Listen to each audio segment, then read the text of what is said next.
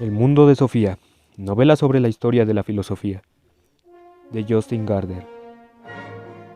El jardín del Edén. Sofía Amundsen volvía a casa después del instituto. La primera parte del camino la había hecho en compañía de Jorunn. Había hablado de robots. Jorunn opinaba que el cerebro humano era como un sofisticado ordenador. Sofía no estaba muy segura de estar de acuerdo. Un ser humano tenía que ser algo más que una máquina. Se habían despedido junto al hipermercado. Sofía vivía al final de una gran urbanización de chalets, y su camino al instituto era casi el doble que el de Jorunn. Era como si su casa se encontrara en el fin del mundo, pues más allá de su jardín no había ninguna casa más. Allí comenzaba el espeso bosque. Giró para meterse por el camino del trébol, al final hacia una brusca curva que solían llamar Curva del Capitán. Aquí solo había gente los sábados y los domingos. Era uno de esos primeros días de mayo. En algunos jardines se veían tupidas coronas de narcisos bajo los árboles frutales. Los abedules tenían ya una fina capa de encaje verde. Era curioso ver cómo todo empezaba a crecer y a brotar en esta época del año. ¿Cuál era la causa de kilos y kilos de esa materia vegetal verde saliera de a chorros de la tierra, inanimada en cuanto las temperaturas subían, y desaparecían los últimos restos de nieve? Sofía miró el buzón al abrir la verja de su jardín. Solía haber un montón de cartas de propaganda, además de unos sobres grandes para su madre. Tenía la costumbre de dejarlo todo en un montón sobre la mesa de la cocina, antes de subir a su habitación para hacer los quehaceres. A su padre le llegaba únicamente alguna que otra carta del banco, pero no era un padre normal y corriente. El padre de Sofía era capitán de un gran petrolero y estaba ausente gran parte del año. Cuando pasaba en casa unas semanas seguidas, se paseaba por ella haciendo la casa más acogedora para Sofía y su madre. Por otra parte, cuando estaba navegando, resultaba a menudo muy distante. Ese día solo había una pequeña carta en el buzón, y era para Sofía. Sofía Amundsen. Ponía en el pequeño sobre: Camino del Trébol número 3. Eso era todo. No ponía quién la enviaba ni quién tenía el sello. En cuanto hubo cerrado la puerta de la verja, Sofía abrió el sobre. Lo único que encontró fue una notita, tan pequeña como el sobre que la contenía. En la notita ponía: ¿Quién eres? No ponía nada más. No traía ni saludos ni remitente. Solo esas dos palabras escritas a mano con grandes interrogaciones. Volvió a mirar el sobre. Pues sí, la carta era para ella, pero ¿quién le había dejado en el buzón? Sofía se apresuró a sacar la llave y abrir la puerta de la casa pintada de rojo, como de costumbre. Al gato Shere Khan le dio tiempo a salir de entre los arbustos, dar un salto hacia la escalera y meterse por la puerta antes de que Sofía tuviera tiempo de cerrarla. Missy, Missy, Missy. Cuando la madre de Sofía estaba de mal humor, por alguna razón, decía a veces que su hogar era como una casa de fieras.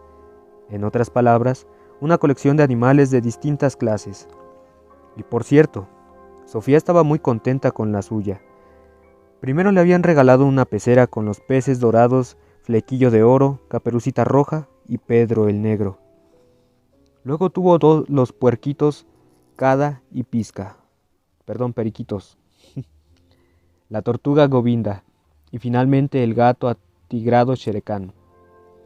Había recibido todos estos animales como una especie de compensación por parte de su madre, que volvía tarde del trabajo, y de su padre, que tanto navegaba por el mundo. Sofía se quitó la mochila y puso un plato de comida para Shere Khan. Luego se dejó caer sobre una banqueta de la cocina con la misteriosa carta en la mano. ¿Quién eres? En realidad no lo sabía. Era Sofía Amundsen, naturalmente. Pero, ¿quién era eso? Aún no lo había averiguado del todo. ¿Y si se hubiera llamado algo completamente distinto? Anknüsten, por ejemplo.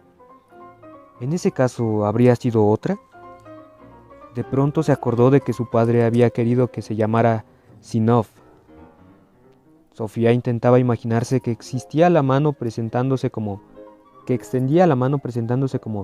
Sinov Amundsen, pero no servía.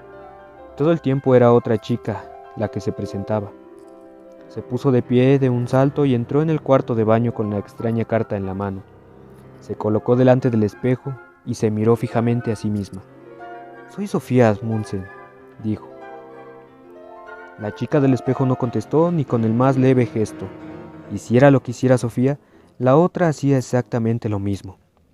Sofía intentaba anticiparse al espejo con un rapidísimo movimiento, pero la otra era igual de rápida. «¿Quién eres?», preguntó. No obtuvo respuesta tampoco ahora, pero durante un breve instante llegó a dudar de si era ella o la del espejo la que había hecho la pregunta. Sofía apretó el dedo índice contra la nariz del espejo y dijo: «Tú eres yo». Al no recibir ninguna respuesta, dio la vuelta a la pregunta y dijo: «Yo soy tú». Sofía Amundsen no había estado nunca muy contenta con su aspecto. Le decían a menudo que tenía bonitos ojos almendrados, pero seguramente se lo dirían porque su nariz era demasiado pequeña y la boca un poco grande. Además, tenía las orejas demasiado cerca de los ojos. Lo peor de todo era ese pelo liso que resultaba imposible de arreglar. A veces su padre le acariciaba el pelo llamándola la muchacha de los cabellos de lino, como la pieza de música de Claude Debussy. Era fácil para él, que no estaba condenado a tener ese pelo negro colgando durante toda su vida. En el pelo de Sofía no servía ni el gel ni el spray. A veces pensaba que le había tocado un aspecto tan extraño que se preguntaba si no estaría mal hecha. Por lo menos había oído hablar a su madre de un parto difícil. ¿Era realmente el parto lo que decidía el aspecto que uno iba a tener? No resultaba extraño el no saber quién era. ¿No era también injusto no haber podido decidir su propio aspecto? Simplemente había surgido así como así. A lo mejor podría elegir a sus amigos, pero no se podía haber elegido a sí misma. Ni siquiera había elegido ser un ser humano. ¿Qué era un ser humano? Sofía volvió a mirar a la chica del espejo. «Creo que me subo para hacer los deberes de naturales», dijo, o sea, ciencias naturales, como si quisiera disculparse. Un instante después se encontraba en la entrada. «No, prefiero salir al jardín», pensó. Sofía cogió al gato, lo sacó fuera y cerró la puerta tras ella. Cuando se encontró en el camino de gravilla, con la misteriosa carta en la mano, tuvo de repente una extraña sensación. Era como si fuese una muñeca que, por arte de magia, hubiera cobrado vida. ¿No era extraño estar en el mundo en este momento? ¿Poder caminar como por un maravilloso cuento? Shere Khan saltó ágilmente por la gravilla y se metió entre unos tupidos arbustos de grosellas. Un gato vivo, desde los bigotes blancos hasta el rabo juguetón, en el extremo de su cuerpo liso. También él estaba en el jardín, pero seguramente no era consciente de ello de la misma manera que Sofía.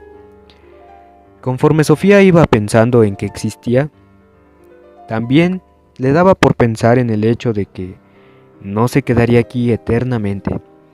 Estoy en el mundo ahora, pensó, pero un día habré desaparecido del todo. ¿Habría alguna vida más allá de la muerte? El gato ignoraría también esta cuestión por completo. La abuela de Sofía había muerto hacía poco. Casi a diario, durante medio año, había pensado cuánto le echaba de menos. No era justo que la vida tuviera que acabarse alguna vez. En el camino de gravilla, Sofía se quedó pensando. Intentó pensar intensamente en que existía para de esa forma olvidarse de que no se quedaría aquí para siempre, pero resultó imposible.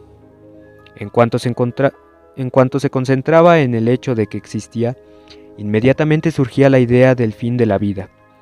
Lo mismo pasaba a la inversa.